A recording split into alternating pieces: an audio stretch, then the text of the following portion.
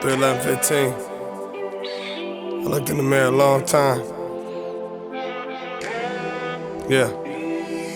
Tears I cried, nightmares and dreams collide. Fighting demons and angels, they told me pick my side. When I died, all I wanted to was live my life. But now I'm living all, see a death before my eyes. I was taught never fear man, but we all God. So everybody you catch and body that man that died. Beautiful struggles, hurt the most innocent lives. But we was born to fight the evils that created the crimes. What is law is what you make it, no judge decide. They didn't have to sell crack to their mama just to prevent. They didn't have to see their brother shot on many events. So they could never understand what we do to survive. You ask why like you could tell me the answer to this. Like there's a manuscript on raising a kid. Nah, it takes the hood to say the hood, cause we neighbors in this. And I'ma bet my last dollar, cause my life is a risk, I'm saying. Have you ever loved somebody like the man in the mirror? Yeah. You can never be nobody but the man in the mirror. Welcome to another episode of the Happy Hour Show. I'm your boy, Mr. Overtime, along with my cousins. Mikey Slacks. Try to eat. Today's show, we got a classic. We got my man, Jamal 10 Millie in the building. True Love, what's happening? Hey, man, thanks for having me. I mean, the real players. Yes, sir. Yeah. In the building. Get that love again, and then you know we always got to start it off with that classic Happy Hour toast. Hey, that's that classic joint right here. They trying to get me in that shut up mode. Hello?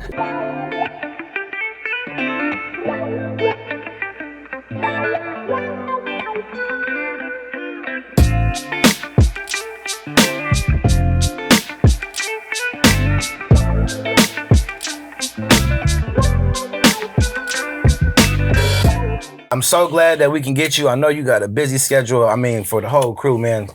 Blessings. Thank you. Appreciate it. Brother. No, Drawdy's for sure. birthday. Give a big birthday shout out to the Drawster. Big birthday shout outs, man. Another one around the sun. San Francisco decked out. Born and raised San Francisco, man. You know, Sunnydale projects. I mean, you know, I start there first. Hell yeah. You know, and, you know, love the Bay. You know, love everything about it. And, you know, I'm always here to, you know, rock and support and anything that, you know, I could do when it comes down to, you know, Frisco, you know, Oakland, San Jose, Richmond, and everything else around. Yes, sir. Yes, sir. We see that Bay Apes looking so beautiful in the background. Oh, man, y'all see that Bay Apes? You know. Come on, man. That motherfucker look good. We gonna get heavily into that because I don't really think people really know the power that's behind this juggernaut that you brought to the Bay Area first and foremost, right here at home. Can we give a little love to the club? It's always popping if everybody want to go through every weekend, you know, let them know what's up. Yeah, so I own a club, obviously, but I closed it down, right? So maybe y'all just hearing this, I don't know. But yeah, I closed it down to open up a brand new club. We're going to call it Club Ape, based off the Bay Apes. Oh, shit, for sure. So it'll be a custom club, membership only. You know, of course, some people from the public could come, I mean, but in order to come, you got to go through the Bay Apes. Yeah. All Bay Apes. But let's just revert just a little bit back. Okay. San Francisco native, Sunnydale, United players. Shout out to Big Root. Shout out Big Rudy. It take the hood to say the hood, man. I'm a firm believer of that. I only bring it up because as a young teen growing up out here, you had your first go around with Rudy, right? Yeah. Yeah, my first go around with Rudy, I wasn't even going to Balboa yet. My older brother was one of the first members at United Players, starting at Balboa. And I used to go up there, just kind of like run around with my brother a little bit and tag along. But what Rudy did for me growing up, he made positivity look good in front of negativity. And that rubbed off on me. And he was my first ever true mentor. And it's something that always stuck with me. And it was something that I engraved in myself to be able to have those attributes that Rudy have, and you know it's something that he stands on. And you know how to talk shit, and swallow spit. He don't care if he black, white, or peppermint stripe. He gonna talk that shit. He the Gorilla Pino. And by the way, we got a movie, you know, called Soma: The Life of the Gorilla Pino, coming real soon. Hey, we gotta give a toast to Big Root, man. Over 4 decades out here holding it down for the youth in the city, man. Yeah, 26 years, man. United Players. So, growing up, positivity in there. A lot of trouble happens. Yeah. We get to our point. We come to 10 Millie. Yeah. So, ultimately got to 10 Millie. You know, I was, you know, young nigga in the hood.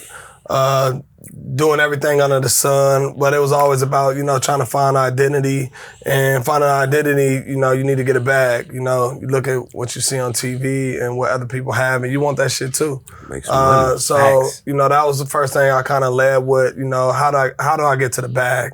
And of course, when you don't have the knowledge of how to get to it legally, you end up taking up the entrepreneurship of, the hood, illegal criminal activity, the hustle. And that's what I did, and I developed the name Million. Everybody was calling me Million because they was like, you a million type nigga, you gonna get there.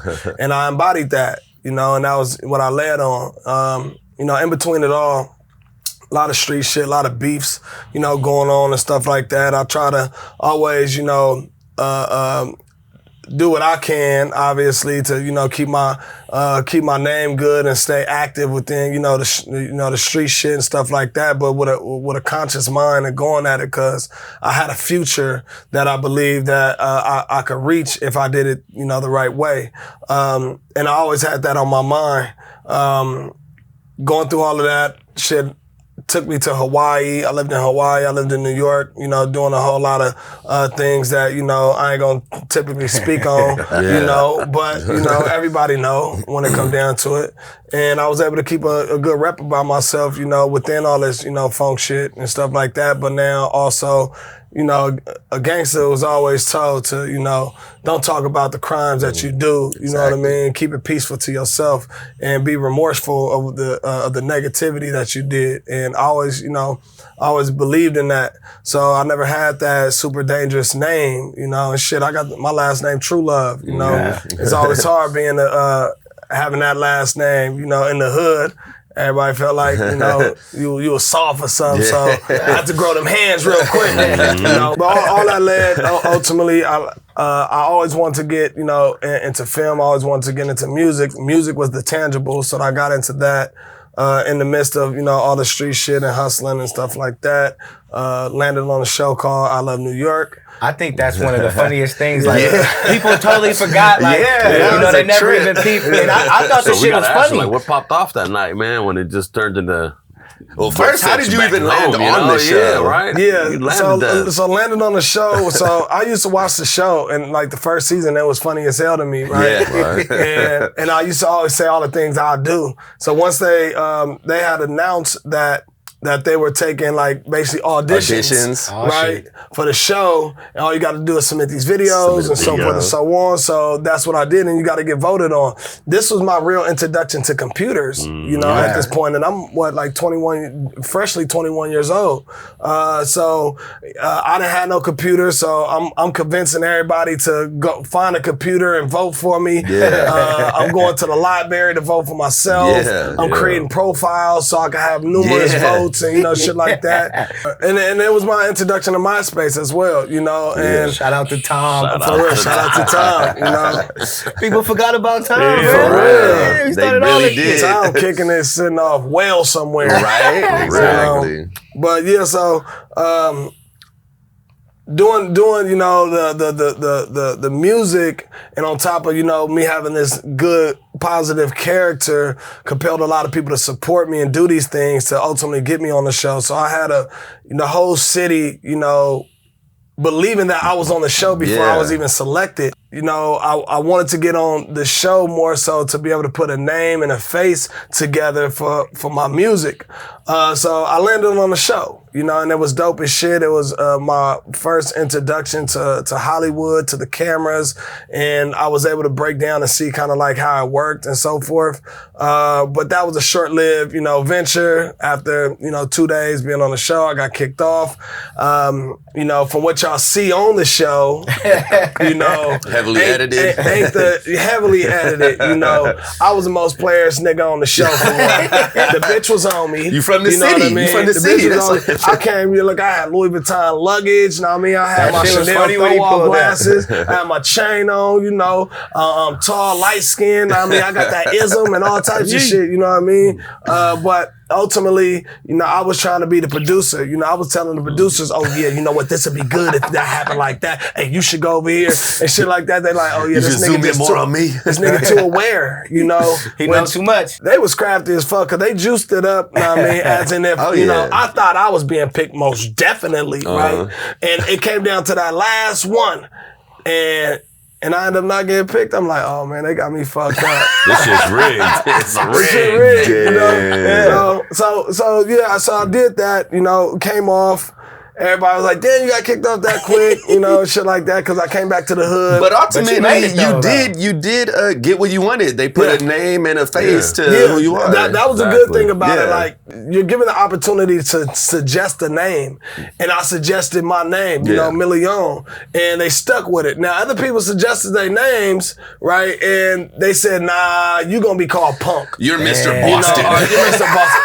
Shit like that. See, I wasn't going for that shit. I'm Million. Because everybody that I was cheesy. Yeah. I don't know why, in the East Coast, cheesy is like corny. Yeah. You know what I mean? Cheesy out here is like, man, cheesy, man. It's swabby. Exactly. So, I came home, trying to get ready for the premiere of that shit, you know what I mean? Ready to do my radio runs and all of these things.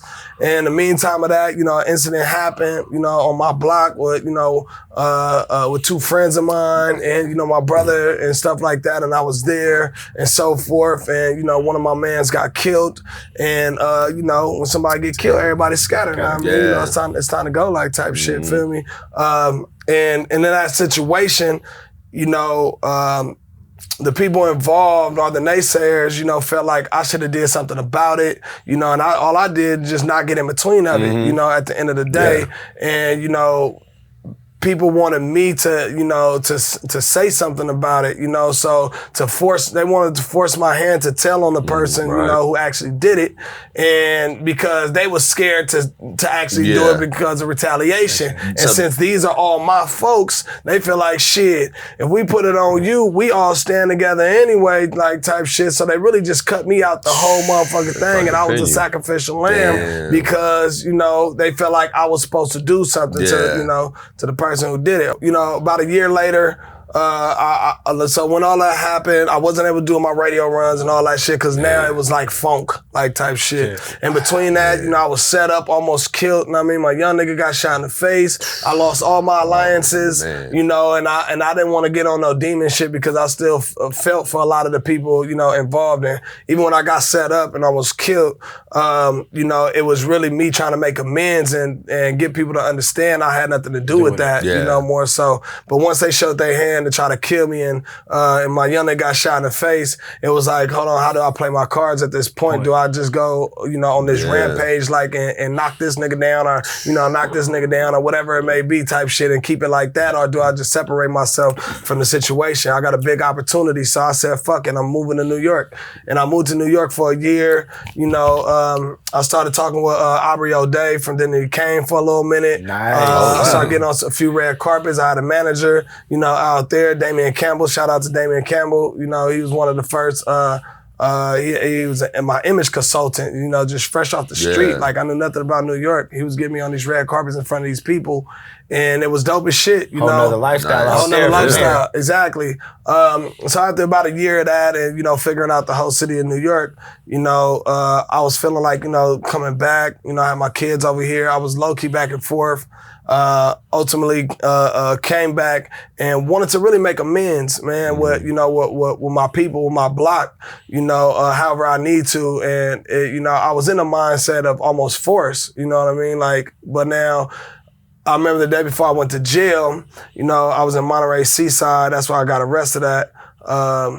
And I went to the beach, man. I had this big old blunt, man. and I was smoking a blunt. I was talking to God, you know what I mean? I was telling them, like, fix this situation, however it happens. You know what my mindset is at and where I'm going and what I'm willing to do to fix this situation. And he answered my prayers, you know what I mean? Because the next day, I ended up getting into it low key with my kid's grandmother over some bullshit. She called the police. Police came, asked for my ID, gave them my ID. Next thing you know, they pull out the guns and say, you got a warrant for murder out of San Francisco. Damn. And, you know, then Everything That changed. put your life on a whole nother course. Yeah, put my life on a whole nother course, man. You know, everything I learned, you know, I had to forget about because now you got to relearn, you know, jail, prison, and things like that. And, you know, I confidently, you know, went to trial. And amongst going to trial, you know, I ended up losing after about a year and a half, a year and a half in. And, you know, my mind was still set on you know, on coming home. So I never felt like I was going to, you know, have life in prison, even though I was sentenced to 50 to life. It was something that I was going to figure out one way or another. That was my mindset. And, you know, and I'm definitely not the guy that's going to be telling, you know what I mean, on nobody. That goes so far against my moral code and what I was taught. I wouldn't know how to teach my kids or be myself or who I grew up to learn myself as if I would have told on the next man, you know. It's not my job to necessarily do so. So in between all that, I fought it, you know, I had a dope ass appellate lawyer, my guy Mark Zilversmith, you know, paid him, you know, the last monies I had, you know, and I helped him structure exactly how we needed to fight the appeal and attack it. So, you know, I ended up getting a phone when I was in prison.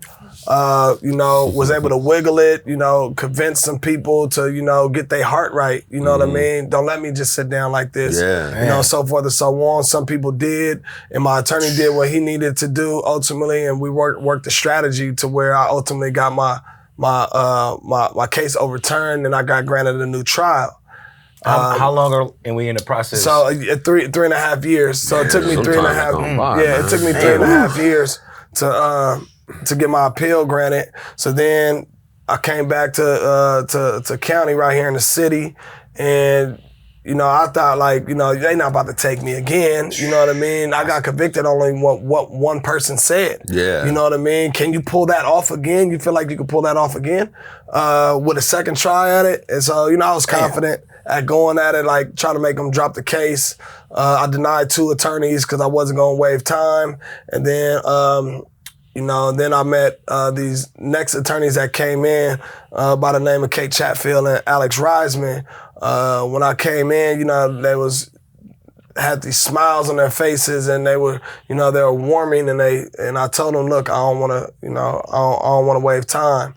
And they said, Jamal, listen, we're not going to go to trial a day later than when we're ready. Your case is going to be our number 1 case. We know you're innocent. Oh, man. And that did it for me, you know. So I waived time, and it took me about a year to go to trial, went to trial, and I ended up winning at my second trial. And that's now how further along from that point, from them 3 years? Oh, so that's a year and a half. So we almost 6 years total in. Yeah, 6.5 years total. Do you think getting that like initial round of like good news, because sometimes, you know, people get it pushed back.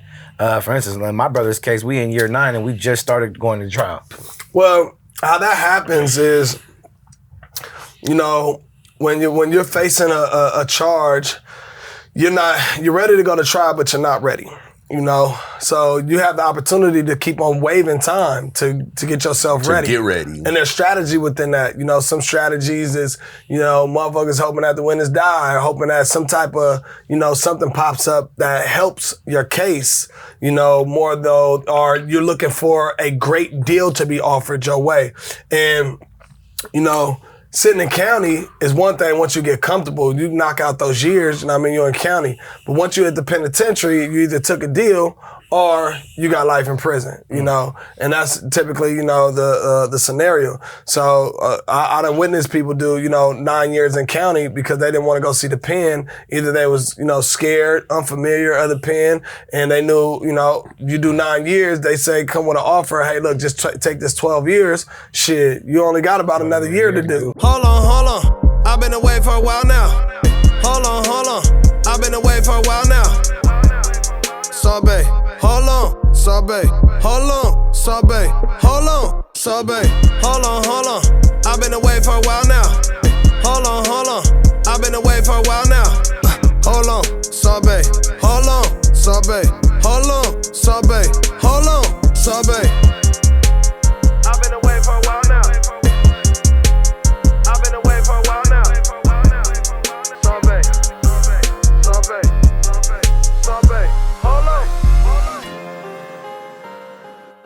What about the person that you met inside? The one that said that they came to you, they heard your name. Oliver. Yeah, man. My guy Oliver Barcenas, man.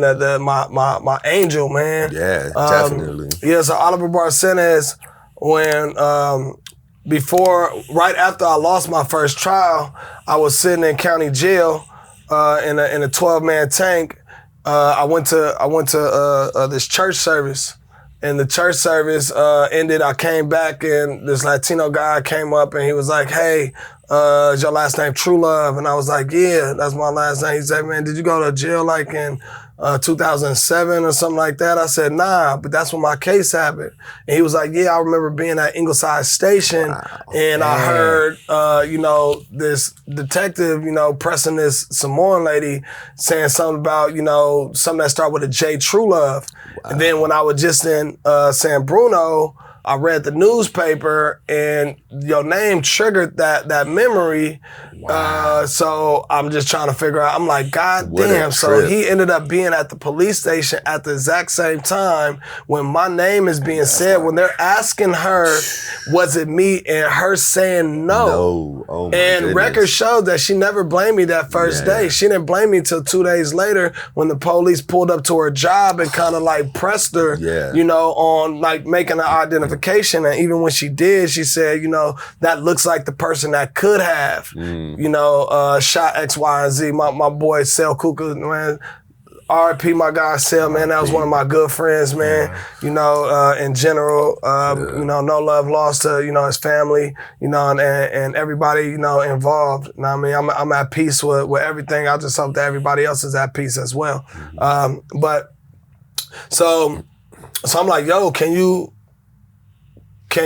testify for me in my retrial motion? Because I'm convicted, I'm not sentenced yet.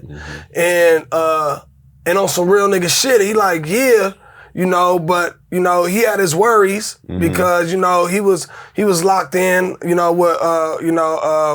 was a member. You know what I mean? Yeah. He was a member, and he had to make sure he got that okay, with the other members on some shit. You know what I mean? Because the perception, anytime you get on the stand, you snitching. You know what I mean? Exactly. But in this case, it was him, telling the truth that will ultimately liberate, my situation, could set me free. Yeah. And he did the realest shit, you know what I mean? So he got up on the stand and basically, he wrote down the whole diagram of what the station looked like. We did the research. It says that he was there at the exact same time. Man. All of these things. So there's no way that they could say that this is that he made it up. That he made it up because he was there. All he did was tell they could try to argue that, but what the DA did was attack his, credibility. His credibility because he was, he was involved. And then they try to say that he was doing something for the blacks, for prison and stuff like that. But he ain't never hit prison not one time. He on his way. And I ain't never been to prison. So they spitballed this whole ass reason, and the judge kind of agreed with the DA and then had her own opinion, almost saying that she believed the witness, right? Which fucked her up later on as well. So, Oliver ended up, going, so I ended up getting sentenced, and Oliver ended up going to do his time. He did about 18 months. And when he came home, within 90 days of him coming home, he gets shot by the SFPD. Wow. He had a gun on him. Man. You know what I mean? And he survived it, right? So I'm in jail when this is happening. He ends up getting sentenced to 3 years in prison. So fast forward to the end of me coming about to go to trial, we were going to use him, but our strategy said it wasn't meant for us to use him because he couldn't prove a fact. So we didn't run with it. So when I went to trial and I won, I instantly knew he wasn't meant for this trial. And we're going to get to that, right? He wasn't meant for this trial. So I won. I came home around 9 months after me coming home. He ends up coming home as well. So he came home, you know, and he had a good head on his shoulders, you know, type shit. And, you know, I told him like, yo, you know, I'm filing this lawsuit, you know, against the city. I'm suing them. I got the best attorneys in the game. You know what I mean? And you were meant to testify in this case. That's why I met you. Yeah, right. Definitely. That's what you said. You had just came out of church service too. That's how the universe, right? Yeah, exactly. And I was just in church, and the angel just bam. You know what I mean? You can't make this shit up. And so he like, yeah, he rocking with it. So I don't go to trial for about my civil trial for about 3.5 years. About time I go to trial, he's off parole, he's working, he's doing good, all the shit. Nice. So we go to trial, he testifies. He testified in my civil suit because I sued the SFPD for framing me. And at the end of the trial, I won. Right, I won, and he played a big part in that, you know, because you know he didn't seem and he didn't look like a gangster. You know what I mean? Yeah. He didn't come off that way. He was very clear of his memory and all of these things, right? And so after I won, 67 days after I won, he shot again by the SFPD. Oh my goodness. See, that's the story they don't want to put together. Yeah. That's going to be the big boom when this comes out later, right? I've talked about this before on other platforms, right? And don't nobody want to dive into like connecting that. But if you connect that, if I was framed by the police and I was able to prove it, what do you think that this was? And the second time, he had a gun on him, right? And he did have a gun on him. One of the key people to help you prove your innocence gets shot twice. It also shows a broad respect of what's really been going on After both times he testified, he gets shot. What's the coincidence? Only time he's ever been shot is by the police.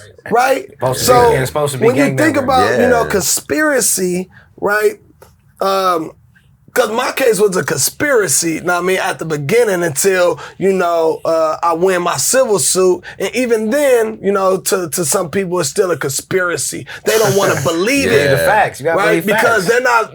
they're not being charged criminally. Yeah. So it's like, yeah, whatever, you know what I mean? You won on this one type shit, whatever it may be. But what I know when I was coming up, I know of a such thing called a drop gun. Right? When they chip the gun, they'll give it to a dope fiend. They'll make sure that gun gets on you. And once that gun gets on you, you know what I mean? They'll find their time to track you down and know exactly what they're gonna do. And you know, in his case, that's exactly what happened. Because I mean, the footage, you know, you could look up and actually see is public information. The police literally rolled up, you know, quiet. Nothing being said in the car. On the day the Warriors won their first championship. Oh, wow. Right? Yeah. Very quiet. What a perfect opportunity. Right? Right off of fucking Broadway, right? Where everybody's out, right? Yeah. And hop out and get on him and his friends about having one open beer container. Right? Yeah. Now, they know in their head, right? Because this is me. It's, you know, I went to school for psychology. This is what some shit like, if I was on some shit like that, what I would be doing. So it's a lot of psychology in this. Yeah. They know that if he runs, they're going to kill him because they know he has the gun on him. Or if not, then he's going to go to jail for that gun, which is going to get him a second strike that's going to lock him up for a whole lot of time, that's right? The games they play. So he, you know, and what he did in that case, he booked it. And as soon as he booked it, instantly the officer is already going like this for his gun or whatever. Right now, he's running with his gun. Now, when he's chasing Oliver, he can't see in front of Oliver. Yes, Oliver is grabbing something, you know. I would say he could see that he's, you know, grabbing something. He could be grabbing dope, or he could be trying to pull up his pants, right? Yeah. So before he could even throw the gun, before the police can even see the gun, he goes, bah, bah, bah, get out, bah, bah, and stand on top of him and bah. He shoot him a whole 7 times. Damn. 3 times when he was already on the floor. That's ridiculous. And then he like, he had a gun on him, right? my And this is where the officer fucked up, right? He was talking, he was like, yeah, it was like a Mac, right? But look, You can see that. it wasn't a Mac, right? You know what was a Mac? The first gun of the first shooting. Wow.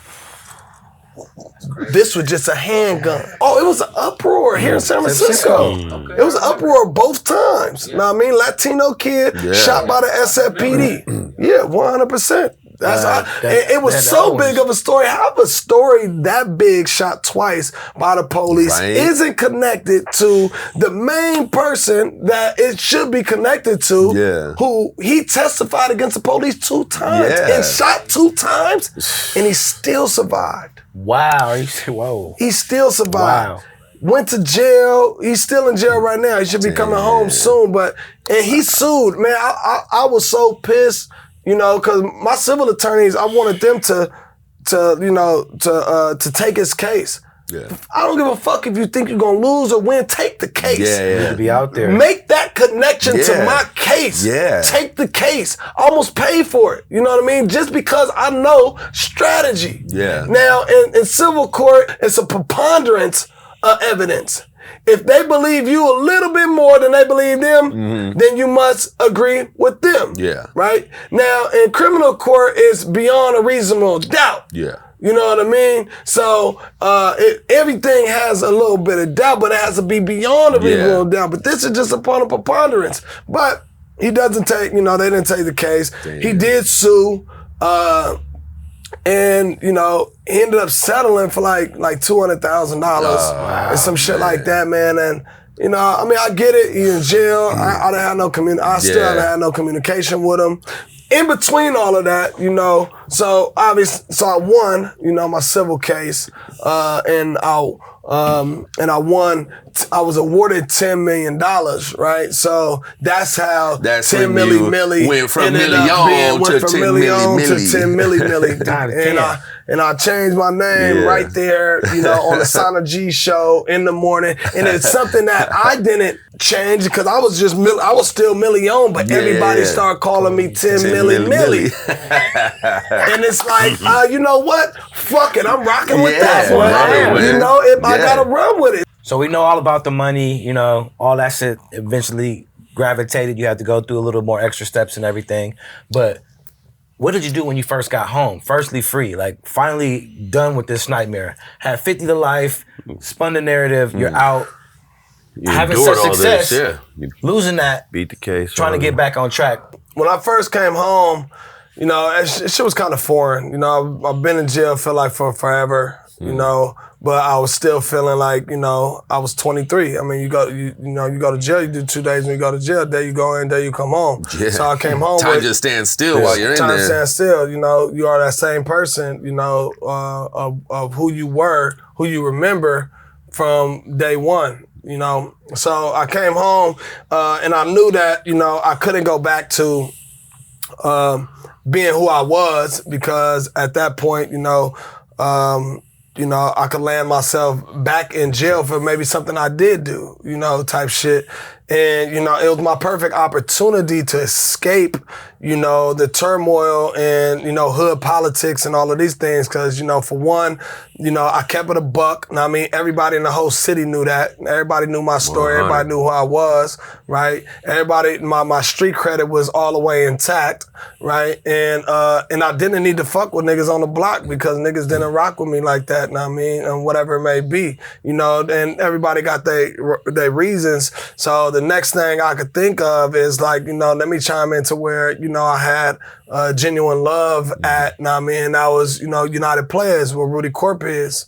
So I chimed in with Rudy, and, told him like, and we just always just chop game, man. Yeah. And, I'm like, I want to do the shit I feel inside, the shit we feel inside when we give that kid that $1 and tell him stay in school, we really mean that. Yeah. I wanted to act that out, Come from a real space. So that's where my mindset was at. And I knew that I was going to sue So I knew I couldn't get myself into too much of nothing, you know. Squeaky clean. Though, yeah, squeaky clean. I mean, though, you know, I dibbled and dabbled into things because that was all I knew to a degree, and the 9 to 5 wasn't just the best, you know, wasn't supporting the things that I felt like I was supposed to have because of what my past life was and what I had then. Right. But I had a good friend, my guy Nietzsche, you know what I mean, Jeremiah, you know, free my nigga Nietzsche, you know what I mean, he in jail right now. Hopefully he coming home soon. He will be coming home soon, about 3 years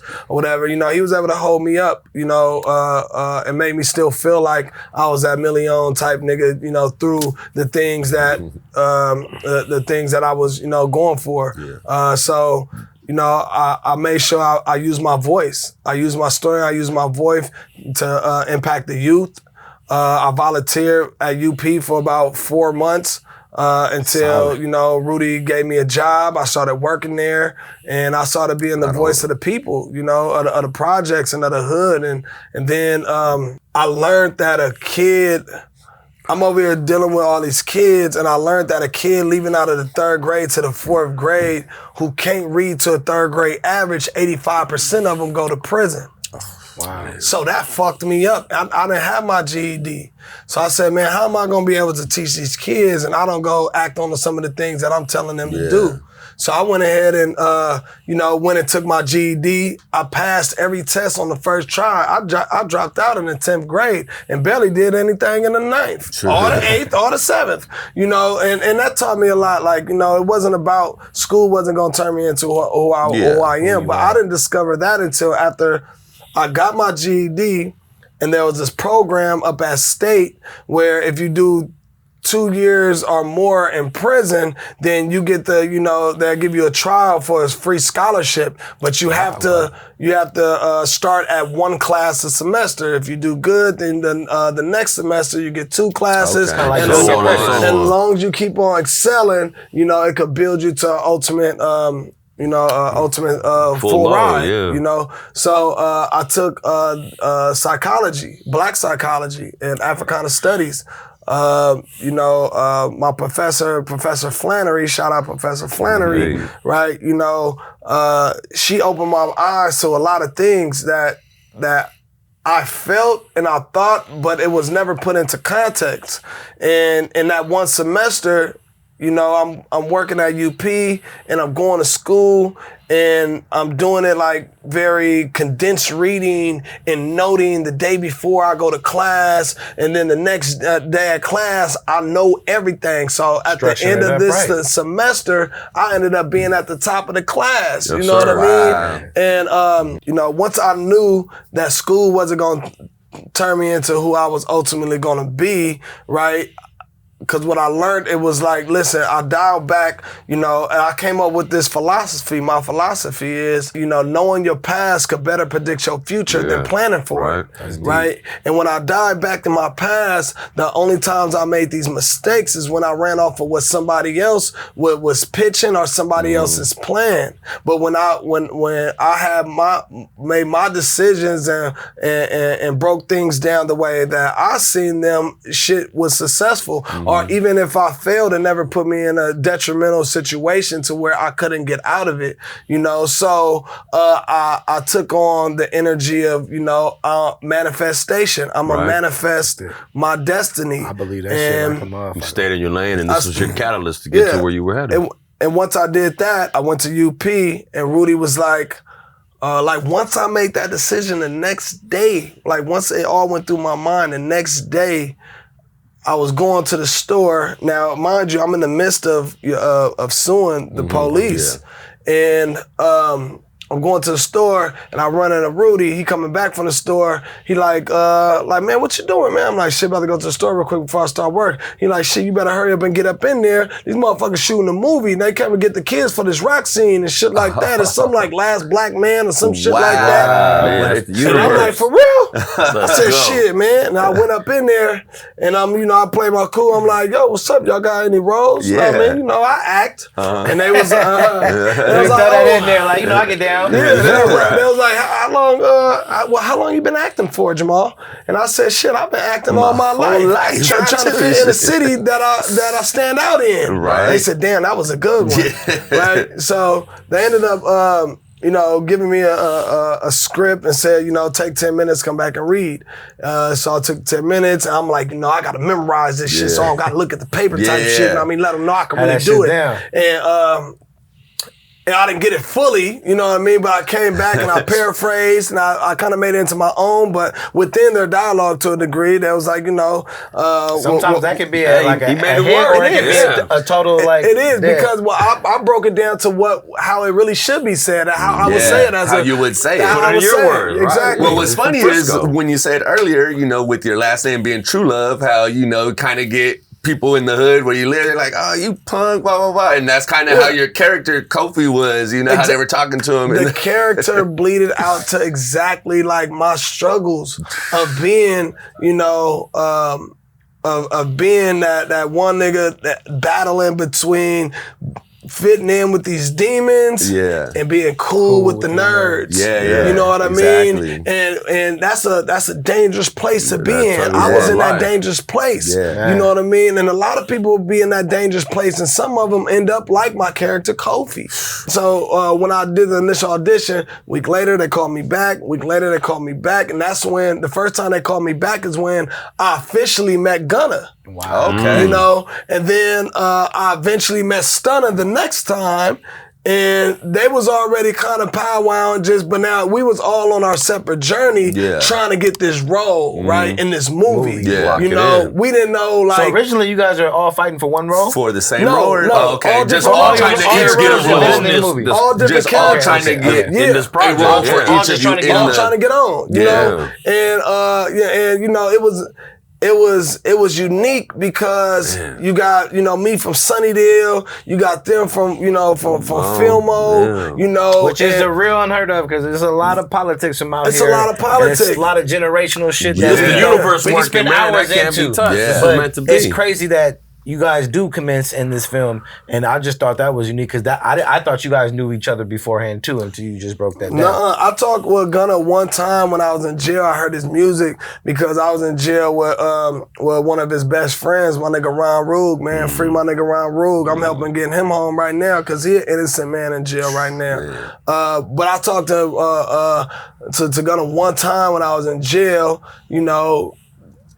Filmo nigga, know what I mean? Eye patch, some tough shit. Like, all right, you rapping, all right, cool, so that's kind of like what that was or whatever. And we used to like beef back in the day. Not me specifically with Gunna, but just like, Filmo and Sunnydale, Black Fridays, know what I mean? That's 49ers Seahawks all day, baby. Our sides used to fight before it got to anything, shooting and shit like that.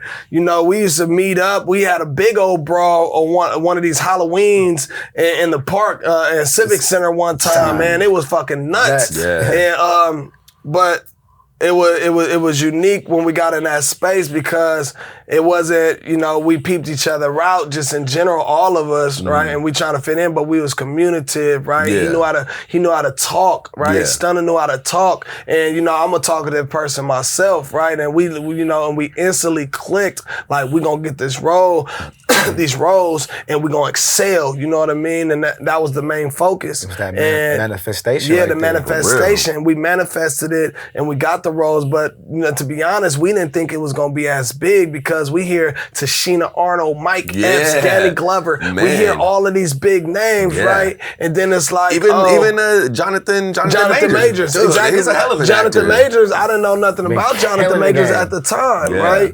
And even still, when and that's another story I'll tell. Jimmy too. Yeah. And Jimmy, I met Jimmy first. Jimmy and Joe. They were the ones that was at United Players, and So when we officially got the role, it was like, man, super dope. Yeah. And we kind of communicated a little bit, but once it came down to getting on that scene, that's when we really just gelled in. We gelled in. So once I got the role, right, this is a universe, man. I got the role, and then the day after I got the role, The next day, I won my civil case. We got toast to that though. That's a chip. The next I got like a shot of that Frisco love, but that's chip.